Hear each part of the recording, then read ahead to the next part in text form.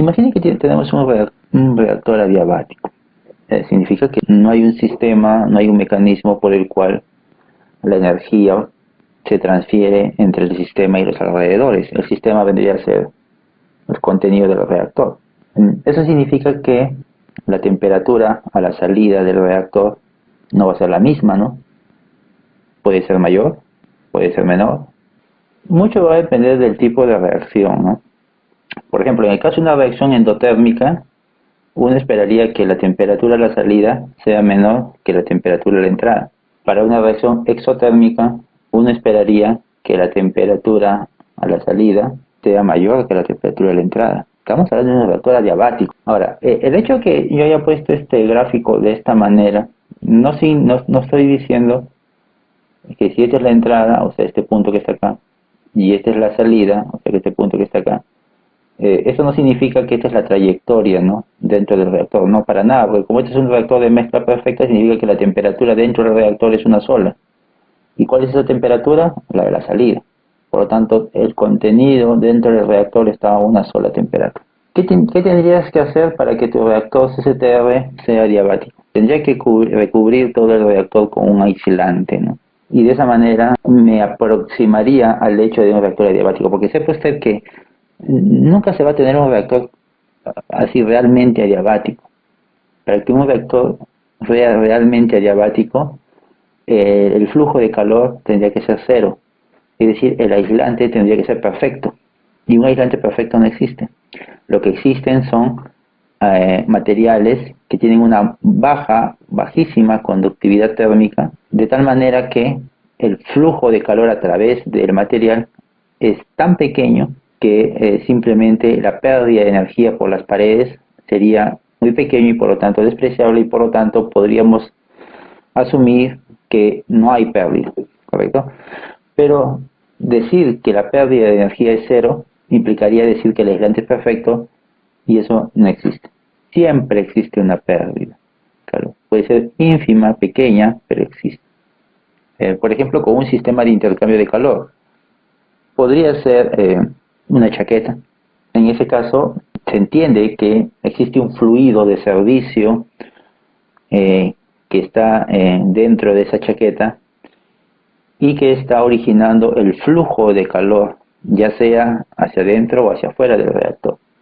Si la temperatura a la salida del reactor no es la misma que la temperatura de la entrada, si la temperatura, o perdón, más que la temperatura, vamos a suponer que tenemos una reacción endotérmica.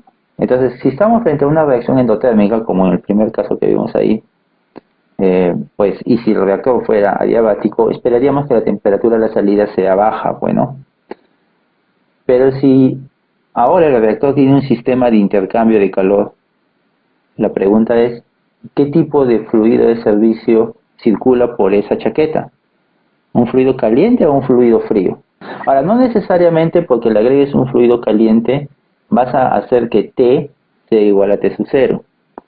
No necesariamente. Pero si tú colocas un sistema de intercambio con un fluido calefactor, que se entiende que está a mayor temperatura, este fluido calefactor va a proporcionar energía al fluido que está dentro del reactor, y la temperatura de salida seguramente va a ser mayor que la temperatura de salida en el reactor adiabático. Entonces, imagina que este T0 es 50 grados Celsius. Si el reactor fuese adiabático, esto sería 20 grados Celsius.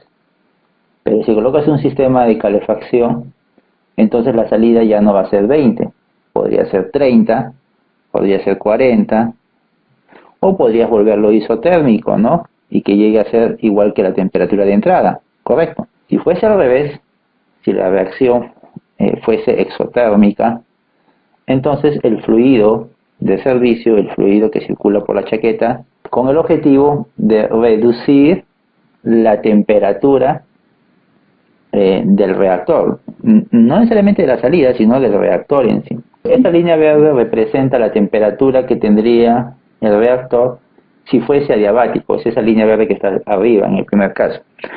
Entonces, fíjese que si usted le coloca un intercambiador con un fluido, ya sea un fluido calefactor o un fluido de refrigeración, entonces lo que vas a hacer es desplazar la temperatura del reactor, en el primer caso hacia arriba, pues en el segundo hacia abajo. No le pondrías una chaqueta con un fluido frío, ¿no? A una reacción que es endotérmica. ¿Verdad? No haría eso. Tendría que colocarle un fluido caliente. O al revés, si la reacción es exotérmica, no la vas a poner con un fluido caliente, pues, ¿no? Tienes que ponerle un fluido frío.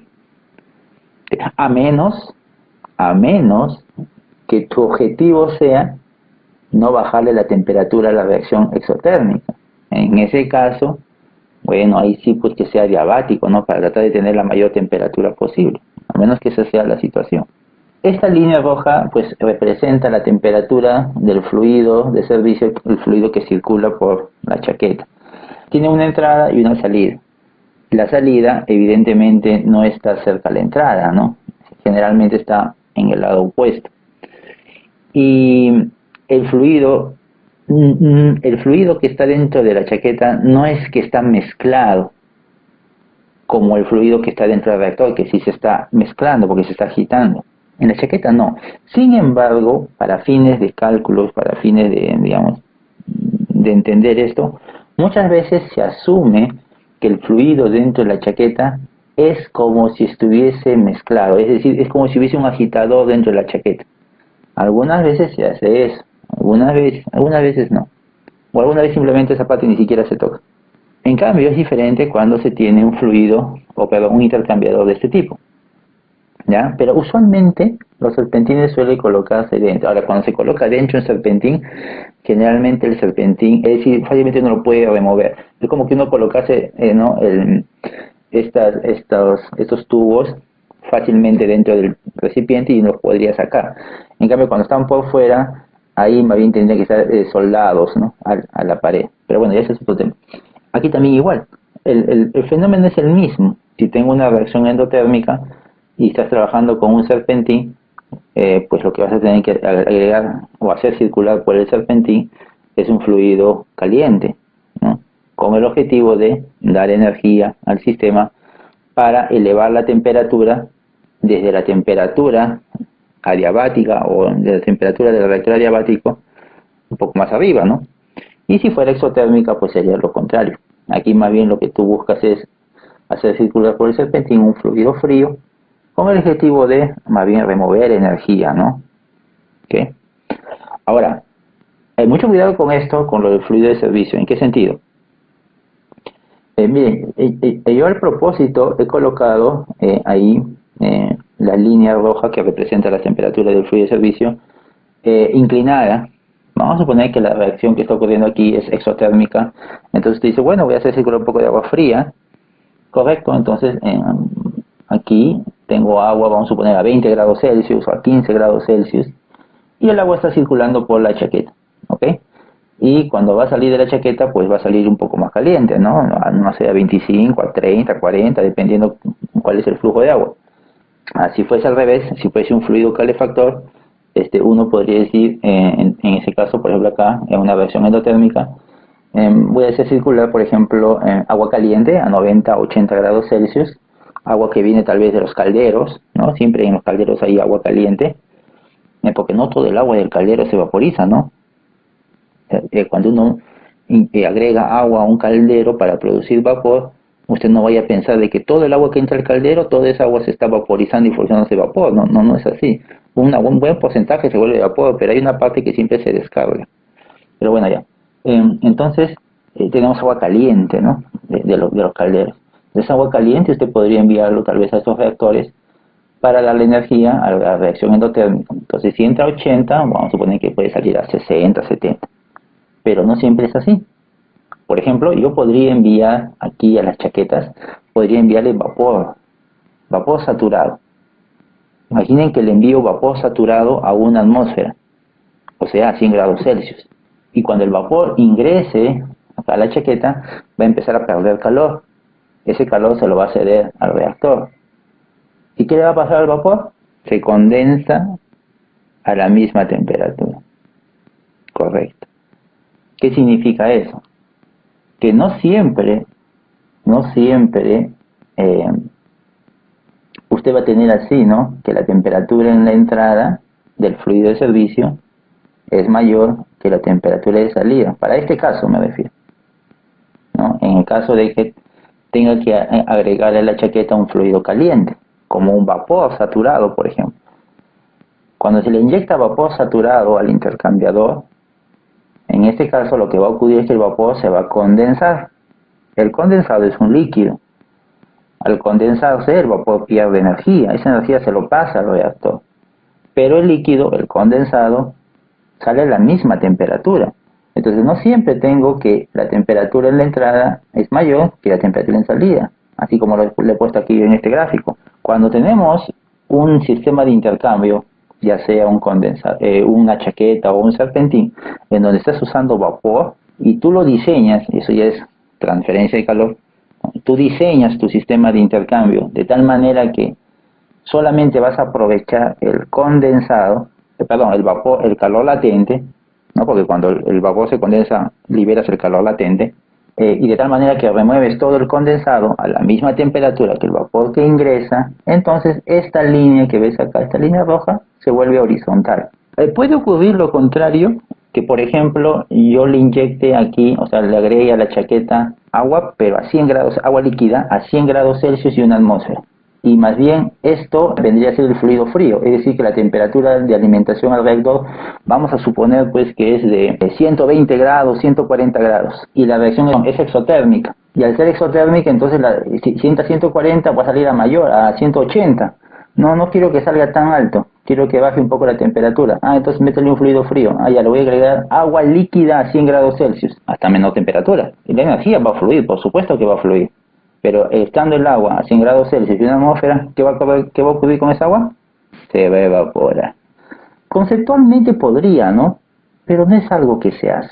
Eso no es algo usual. Por supuesto que uno podría hacerlo, podría diseñar tu equipo y podrías hacerlo. No hay nada que impida que eso ocurra, ¿no? Pero no es lo usual. Lo que sí es usual y bastante es más bien lo otro. El hecho de agregarle un fluido caliente como vapor saturado y que se obtenga el condensado. Eso sí es usual y es muy muy frecuente eso.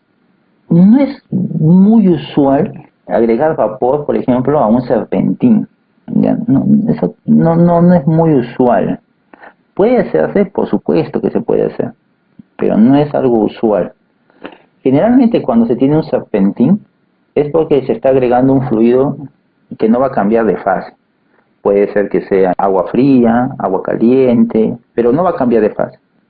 O inclusive, no necesariamente tiene que ser agua, podría ser algún gas, por ejemplo un gas caliente que por ahí esté en la planta que se quiera aprovechar, o un gas frío, pero puede usarse un fluido que cambie de fase, sí se puede, no hay problema, ¿ya? Pero no es, digamos, muy eso.